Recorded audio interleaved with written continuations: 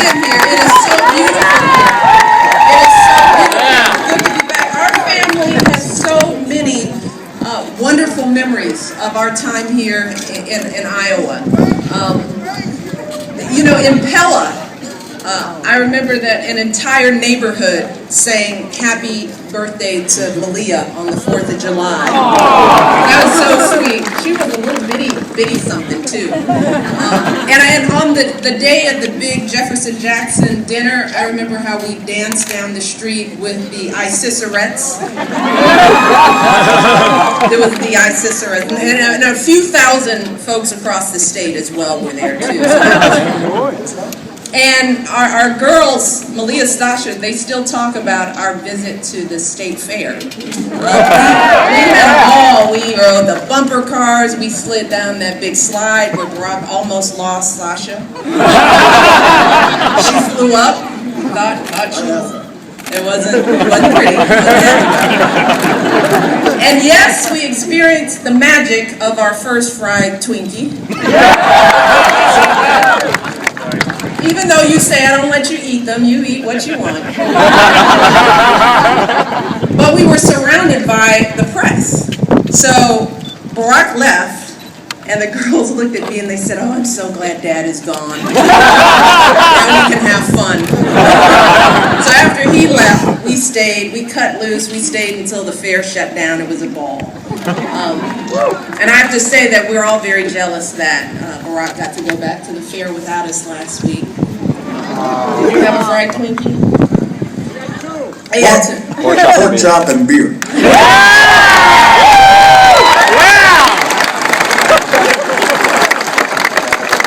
He's so pleased with himself. But in all seriousness, though, because of those wonderful memories and so many more, I want to start by saying thank you. Truly, thank you for the kindness, generosity, and love that you have shown our family. I mean, throughout the state. Thank you! Yeah!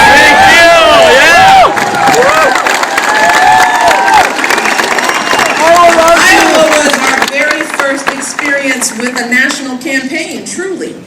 And it is because of all of you that Malia and Sasha still think campaigning is fun.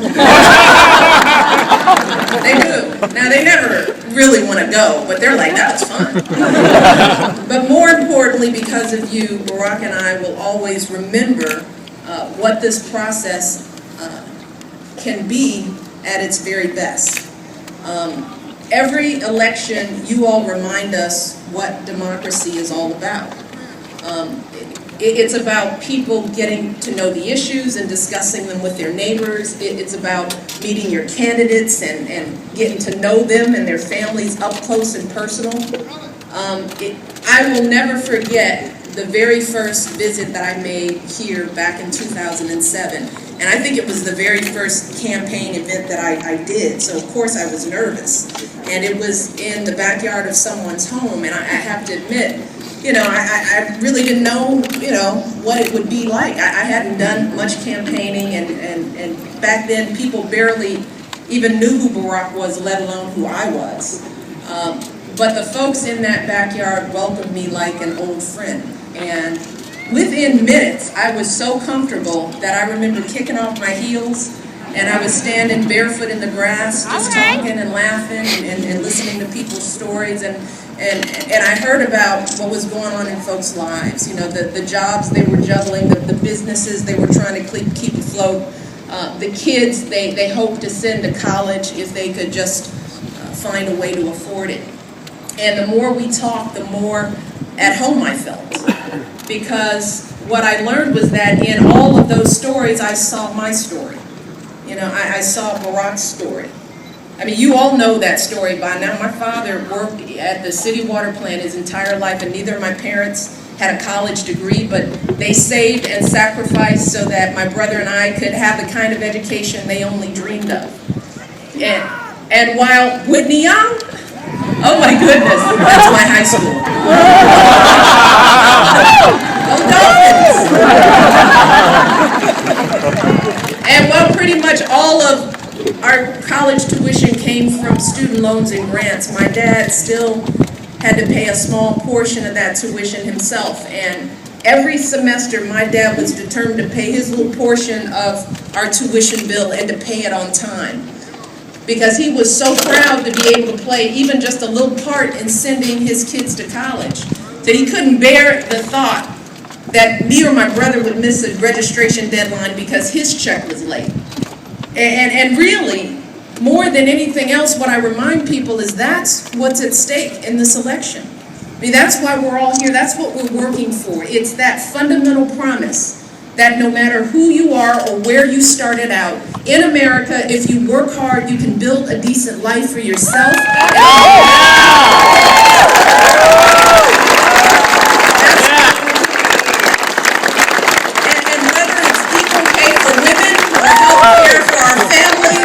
Whether it's supporting our veterans or saving our auto industry. That's what this man, my husband, has been fighting for every single day.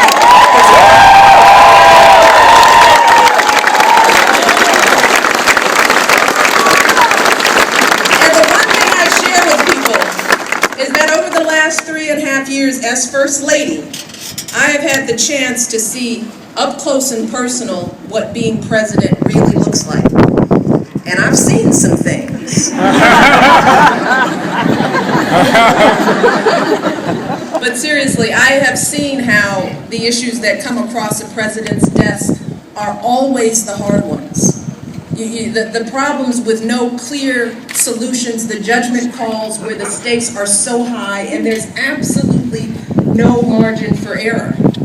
And as president, I've seen how you're going to get all kinds of advice and opinions from all kinds of people. But the truth is that at the end of the day, as president, all you have to guide you are your values and your vision and your life experiences. Come on now. In the end, it all boils down to who you are and what you stand for. And we all know who my husband is. What he stands for. He's the son of a single mother who struggled to put herself through school and pay the bills. He's the grandson of a woman who woke up before dawn every day to catch a bus to her job at the bank. And even though Barack's grandmother worked hard to help support his family and she was good at her job, like so many women, she hit that glass ceiling and watched men no more qualified than she has, men she'd actually trained, climb up that ladder ahead of her. So what I remind people is that your president knows what it means when a family struggles. This is not a hypothetical situation for him. He knows what it means to want something better for your kids and your grandkids.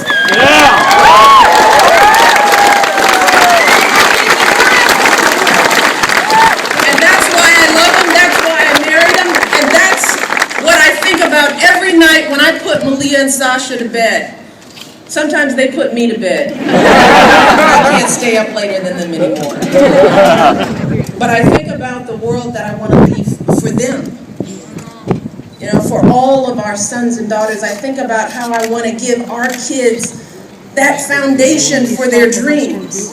You know, opportunities worthy of their promise, because all of our children in this country are worthy.